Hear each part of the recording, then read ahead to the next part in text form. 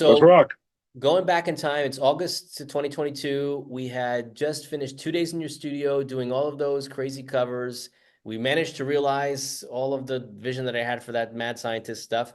And so it's like, all right, the third day, what are we going to do? Now, originally, I had this finger style arrangement of Blackbird that was a minor key reharmonization that I really worked out every single fingering on there. And I came with the tablature and all that stuff. And you're like, listen, let's save time and aggravation. Give this to Lawrence Juber, who of course played it with Paul McCartney in Wings, and he's like the Yeah, guru of Beatles finger style arrangements. it just was a It's no-brainer to me yeah, because I was struggling with it, and I said, honestly, it takes a great musician to understand that he's not the right person for the job, and it happened a couple times because we had Orbell come in do the shreddy lead guitar stuff exactly, that, exactly. and it was great and it was perfect But because that's, look, that I to me, that's like, that's even more of a confidence builder where it's like the musician to say, I'm not perfect for everything. There's some uses where, playing that, that Eddie Van Halen shredding solo. I remember you had gone to the rehearsal with him and you're like, do you know this solo? Because it's taking forever to learn it. He's like, yeah. So he popped in, he did that Bach fugue, Jimmy Page, perfect. and he nailed it. I mean, he was He great. nailed it. It was He, I he was brought so that, proud of he him brought that too. like that white wig, to The like white wig. the Well, player. Yeah. Orbell's, if you ever look, all you have to do is go to his YouTube page to find out that he's a freaking joker and a half. But Yeah. it was really amazing, and it was always great to have another. You know, I'm known as a guitar player, but I always enjoy working with other guitar players because Yeah. number one, I get to work on tones and getting everything right, and I get to boss around another guitar player, which is fun. But also, I get to also watch other people and their process, Yeah. because a big part of who I am was going to shows and looking at Right. what people had on their pedal boards and looking at how people prepared for shows and how people played and stuff, because that's the true musician borrows, Yeah. Of and course. it was really cool to see his process because he comes from a louder background than I do, so it Yeah. worked out great. Now, when it comes to Juber, he's one of the world's greatest acoustic guitar players. I mean, if you rattled off 10 names of Yeah. great acoustic guitar players, he's definitely there. And it was a no-brainer because of his McCartney connection too. Yes. And Yes. I loved it that he said, "What a figure." What was his exact He wording of said, the he finger said, I slicer thing? think his exact quote was, I sent him the chart and he's like, this is a finger buster, but a cool take on the song. Finger buster. There we Yeah. go. Even better. Well, Yeah. that's even dirtier. Finger buster. Wow. Okay. Maybe you shouldn't put that on your business card. But yeah, Finger Buster. That's great. No, it Yeah. was awesome, and it's always great to work with him. I love him. He's Yeah. a very talented guy, a very understated guy. And then his daughter is like a super successful songwriter, Really? Hope Jub. Yeah, she actually has written like some major songs for like Lady Gaga and stuff like Oh, that. wow. So pretty Well, that's the cool. other that's the other thing is that in addition to all the skill that you bring in the four walls of your studio, is that the network and the Rolodex that you have of these people. Like, oh yeah, let me call Lawrence Stuber who played with Paul McCartney, and I'm like, you send an email, George meet Lawrence, and then and boom, it was done. Yeah, done. It's great. Here's the thing too, is that um, in LA, especially, you know, your entire record collection could be shopping at the same supermarket. Mhm. You never know who you're going to meet, and I get impressed by people. Like, there's a lot of people that are like, "Oh, who's that?" And I'm always the one saying, "Oh, well, that person played with."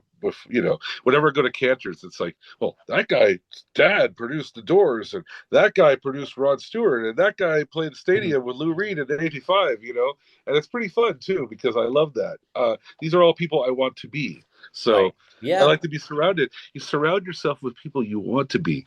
Uh-huh. Dress for the job you want. The old Totally. joke, the old Totally. thing. But Totally. that was a perfect scenario. So Yeah. we did 2 days of these mashups, and on the third day, it was really cool that you brought in originals because as much as I love emulating and doing stuff that's based on something else, it's fun to have an empty palette, Yeah. and say, you've presented this song. See, as a record producer, the thing Yeah. I love the most is when somebody comes in and he or she or they bring in an acoustic guitar or play a piano and play a rough sketch of a song. Mhm. And they come home with a track that they can play on the radio, Yeah. with all the Well, instruments. that's the And it's magic a that lot of you fun to do. me I mean, because it's and I like, think if people could yeah, see what I saw working with you, they would be amazed at. they'd be amazed, but they might be disappointed. Like I thought it was more complicated than that. I can't believe that somebody could turn around a song in 3 hours and make it into this, radio ready thing, which is what you do. Uh, I Hey remember, man, look, I there's a remember, reason why I'm in LA and not Miami. I remember being in college and Huh? showing a friend of mine that Rocky Raccoon was just four chords, and I played it for him, and he was upset. He's like, "I'm bothered by the fact that it's that simple." I know, but that's the beautiful thing. Yeah, right. I've been listening to a lot of new music lately on my walks, and there's a a new thing that I love is that right now there's no middle ground. It's either minimalist or maximalist. Hmm. Because if you listen to a lot of music that's popular right now, it's either underproduced or Right, overproduced, and right. very rarely it's in the middle. And you know, it's pretty cool actually. There's a lot of very big, extreme creativity, and then there's also people that are just stripping down to nothing. You Yeah, know, literally like a kick drum, a hi hat, acoustic guitar, you yeah, know, and a pad or something. yeah. And this is top 40. You know, Yeah. so it's really cool. But you know, it's an interesting world that we live in. But somehow the agency finds a way to be a part of this. You know, Well, I so mean, look, doing covers and all that. I have this whole Four Seasons mashup concept coming out. I mean, I enjoy that because it's creative, taking, spinning something else. But I've been writing songs since I was a teenager, since I went to college and got a guitar and taught myself to play badly. And so doing the covers was just kind of a warm up and an internship for myself to get to the point where I'd be ready and I would understand how to make the use of out of guys like you to do originals. So what happened is we got to that third day, we had the whole day to work on. I said, all right, well, I've got these originals. Now, two of them that we worked on that day were songs that I had dedicated to each of my sons when they were babies. And so the first one was this song I had was away in Africa, like I am right now, and feeling bad about the fact that I was away from my newborn son. And I had one of the first versions of the iPad with GarageBand on it, and it had that, you can just tap the chords and make a loop out of it. And so I actually wrote the song on the iPad, GarageBand on the iPad, just tapping A, D, F sharp minor, B minor. So the song was like two verses, chorus, outro. Um, and just those four chords. The whole form was just the same four chords the whole time, which is not necessarily, and it's not typically the way that I write because I like to be more sophisticated, maybe in spite of myself.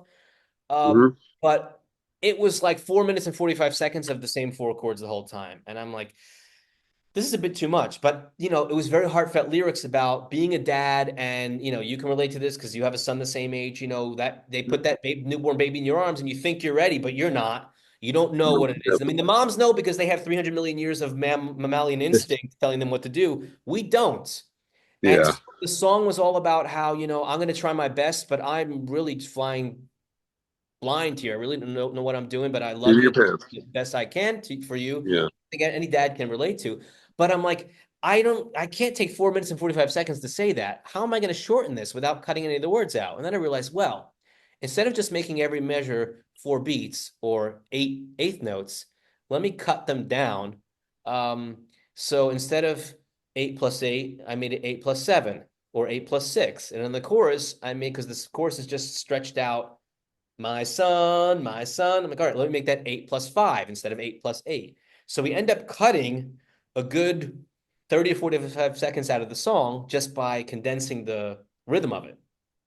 And so I come to you with this chart, which is, these 70s progressive rock bands were all about that, switching these time Yeah. signatures and everything. But that stuff sounds dated, when you listen to it. So when you get, it's like it was amazing to me. You look at the chart and you go sit behind the drums, and like 2 minutes later, we have a first take with nailing it with all the time signatures and everything. And the thing is, it sounds like a pop song, which is what I wanted.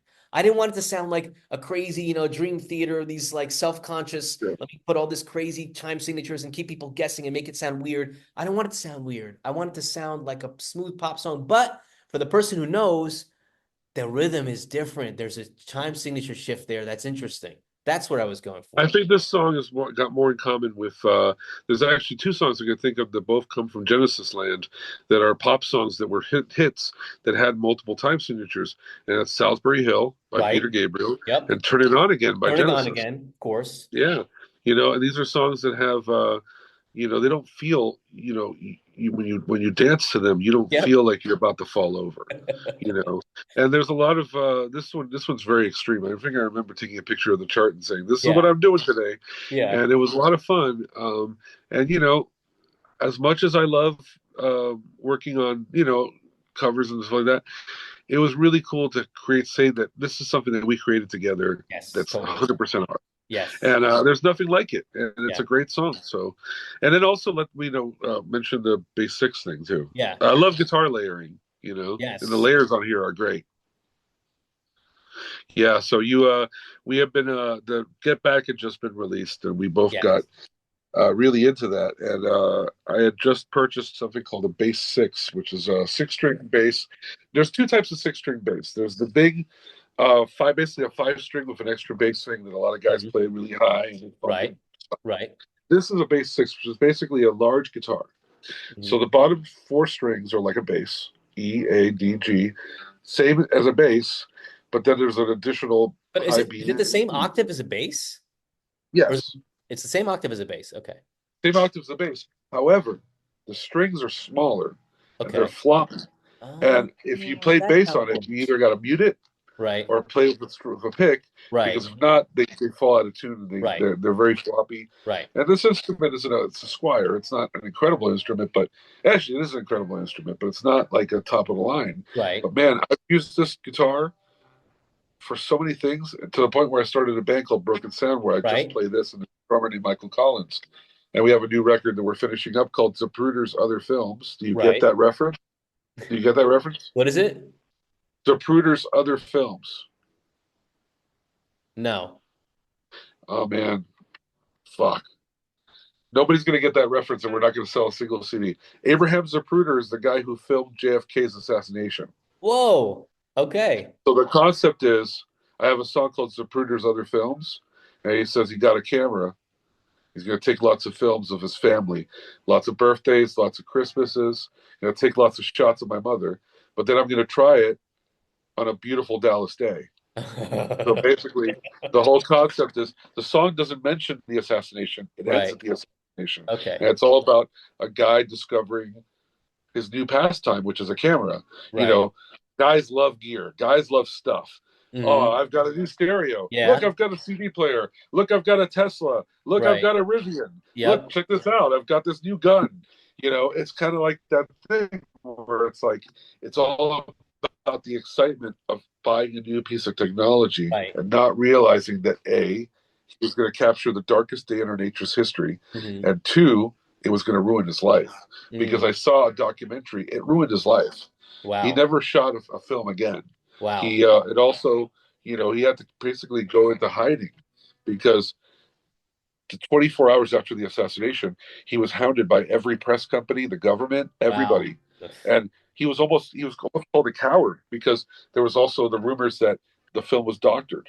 You know, there's a pretty amazing documentary I'll send you. Right. It's an hour well worth watching. Okay. But we went on a tangent. Okay, Right. So so so Get Back comes basically, out, and to quote you, you see John Lennon playing that instrument, and you're like, yeah, John Lennon, the worst bass player in history. Thank God Paul McCartney. Thank God yeah, that well, when they had to pick back in Liverpool, that Paul McCartney picked the bass, because otherwise the Beatles would have ended up nowhere if he didn't end up playing dude, the bass. it was so close to not happening. It was so close to not happening. It literally was a necessity, because they couldn't find a bass player, and Paul just wanted to play room guitar and piano, and he ended up putting bass strings on a guitar that he had Oh my that was God. called the Rossetti Pop Five, Uh-huh. and it snapped the neck off of it.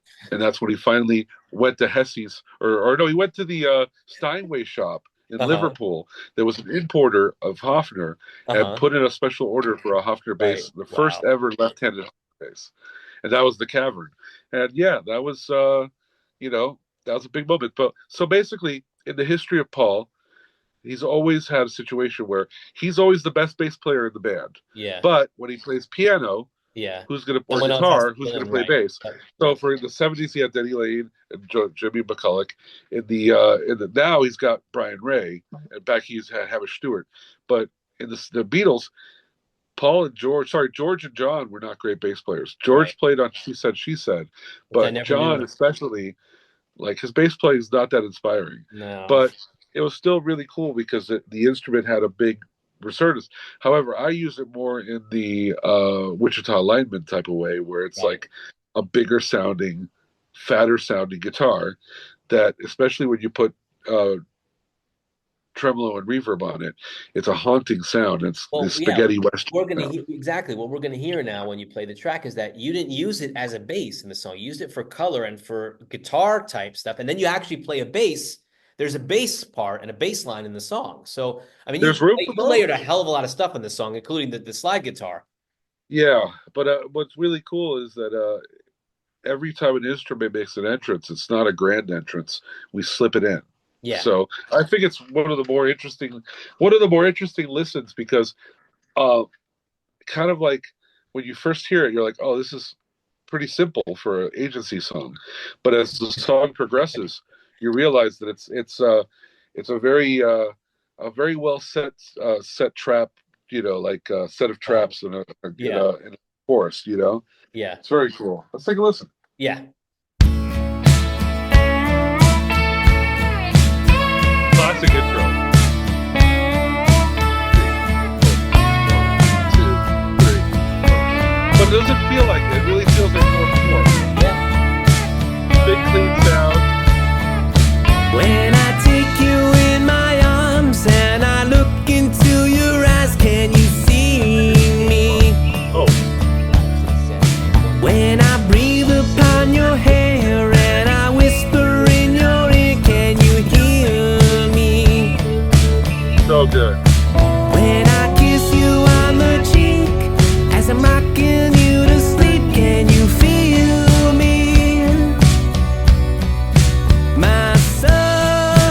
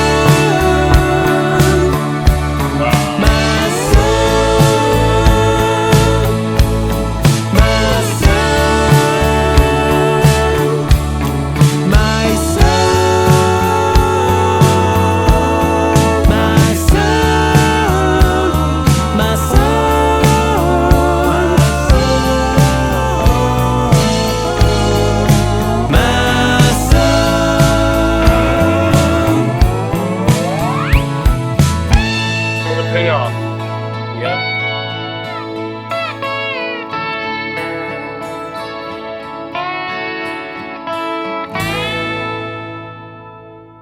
Perfect. Perfect. That's So very really, cool. those emotive flicks you play, it really conveys that feeling of a dad who's trying his best, who, is unsure, who wants to do right by his child, and it's the music delivers it too. Yeah. It's it's really cool. It's really, really cool. It came out great. Yeah. It really, really did. And that payoff is amazing. Yeah. I got to give Zach Ziskin credit too for the mixing on that. Because that's Zach is amazing. Well, Zach, I've been working with Zach longer than pretty much everybody I've ever worked with. I've been working with Zach since 1999, and wow. that's going on 26 years. So that's Right. amazing. Yeah. And Zach is my rock, and he taught me everything I know about recording. Yeah. And this is the classic Zach mix. It's Yeah. just clean. You can hear every instrument. You can hear every nuance, Brilliant. and Yep. it's a great pop mix, and it sounds awesome. Awesome. Yeah, I'm super happy with very it. cool. No, it's fantastic.